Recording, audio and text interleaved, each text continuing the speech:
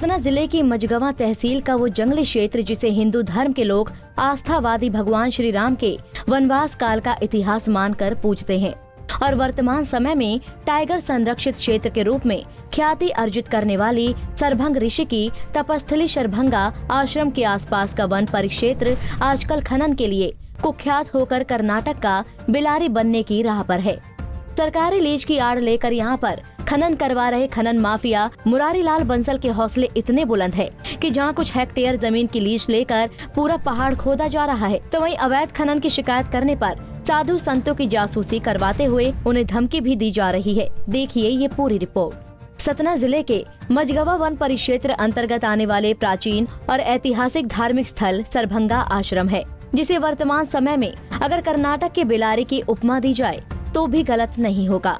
मर्यादा पुरुषोत्तम भगवान श्री राम के 84 कोसीय परिक्रमा पथ के साथ ही टाइगर कॉरिडोर बनाए जाने के लिए प्रस्तावित इस क्षेत्र में प्रसिद्ध बहुमूल्य खनिज संपदा लेटराइट यानी कि बॉक्साइट अवैध खनन की भेंट चढ़ गया है। खनन माफिया मुरारी लाल बंसल के साथ ही शासकीय अधिकारियों की जुगलबंदी से पूरे पहाड़ में लगभग 500 हेक्टेयर की जमीन में अवैध खनन किया जा रहा है। इस अवैध खनन के चलते जहां प्राचीन ऐतिहासिक महत्व के अवशेष नष्ट होने की कगार पर है, तो वहीं टाइगर कॉरिडोर बनाए जाने की संभावनाएं चूर चूर होती दिखाई दे रही है, जिसके कारण अब इस अनैतिक कार्य का विरोध होना भी शुरू हो गया है। लेकिन सर एरिया देखने में तो आ रहा 50-60 हेक्टेयर से भी ज्यादा जा रहा है। एरिया ऐसा नहीं है, आप यदि चलना चाहे तो हम लोग चल के दिखा सकते हैं। 2.5 हेक्टेयर एरिया से ज़्यादा नहीं है।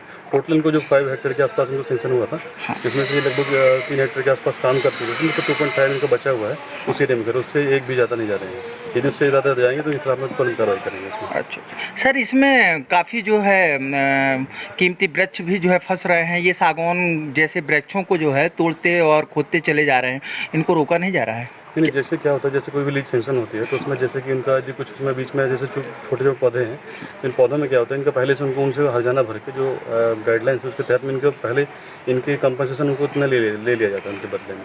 तो इसकी जगह वो कहीं और पर वृक्षारोपण करेंगे। स्कीम इनकी प्रॉपर स्कीम है कि इनकी यहाँ पे जितने पौधे हैं पहले उनके लिस्टिंग करते हैं। लिस्टिंग करने के बाद में इनका जो भी पैसा है ये लोग गवर्नमेंट में इसको जमा करते हैं। इसके बाद में बैक टू बैक जैसे इनका माइनिंग खत्म होता जाता है उसके बदले में वो प्लांटेशन करते हैं। इसके नहीं, सरभंग मुनि आश्रम के ही यज्ञ वेदी जो है 108 यज्ञ वेदी है, उन्हीं के पास अवैध खनन किया जा रहा है। मतलब जो कि उनका जो क्राइटेरिया है जितने में खनन करना है उससे दुगने एरिया में लोग खनन कर रहे हैं। और ये हिंदू आस्था का केंद्र है, एकदम यज्ञ वेदियाँ जस्ट बगल से बनी हुई हैं, उससे अधिक ये लोग खनन कर रहे हैं।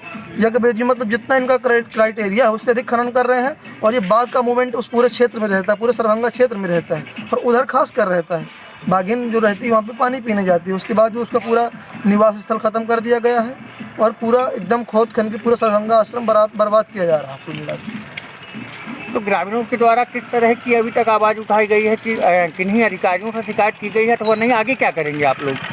ग्रामीण हर प्रकार से शिकायत कर चुके हैं, अधिकारियों से कह चुके हैं और अपने स्तर से सब कुछ कर चुके हैं। अब आगे उन्होंने मतलब धरने अनशन के अलावा कोई विकल्प नहीं बचता। शासन प्रशासन से अपनी बात तो ग्रामीण पहुंचा चुके हैं, उसके बावजूद भी कोई कार्रवाई नहीं हो रही। तो क्या धरना प्रदर्शन आप लोग करेंगे? बिल्कुल करेंगे। यदि ऐसा कुछ शासन नहीं कर रहा है, मतलब निश्चित समय सीमा जो होती है उसके अंदर काम नहीं कर रहे हैं, तो बिल्कुल पूरे ग्रामीण सब लोग मिल के आक्रोश है ग्रामीणों में, वो लोग धरना प्रदर्शन करेंगे वहाँ पे। साधु संतों का भी सहयोग लिया आपने? बिल्कुल, साधु संतों का सहयोग, साधु संतों ने ही ग्रामीणों से कहा है कि मतलब वहाँ ऐसा ऐसा हो रहा है और पूरा आश्रम को नष्ट किया जा रहा है। क्या शुभ नाम? तो वहीं अब खनन के विरोध की आग लगातार बढ़ती चली जा रही है। आम जनमानस के साथ ही साधु संतों ने भी विरोध करना शुरू कर दिया है। अवैध खनन का विरोध करने पर अब साधु संतों को खनन माफिया मुरारी लाल बंसल द्वारा धमकियां भी दी जा रही है। घेरा हुआ है और जंगल के बीच में हम रहते हैं, 2-4 मूर्ति हमारे पास काम लायक है ऐसे, और हमको भी लोग बाग धमकी देते रहते हैं। और जो इधर उधर निकलते हैं तो पीछे CID लगते हैं।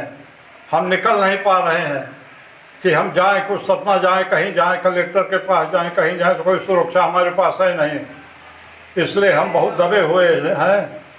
अब जो होना होगा, हम भगवान से प्रार्थना करते हैं कि इस राम पथ को इस तरह से न बिगाड़ा जाए, इसको सुरक्षित रखा जाए। शासन द्वारा लीज देकर हजारों प्रकार की वनस्पतियों, जड़ी बूटियां और भगवान राम के प्रतीक चिन्हों को खनन कर तबाह किया जा रहा है। वहीं जिस भाजपा सरकार के कंधों पर हो रहे इस अवैध खनन को रोकने के साथ ही भगवान श्री राम के महत्वपूर्ण अवशेषों को बचाने की जिम्मेवारी है, उसी के स्थानीय नेता और अधिकारी आंखों में पट्टी और कानों में तेल डालकर बैठे नजर आ रहे हैं। सतना से रविशंकर पाठक, पंजाब केसरी टीवी।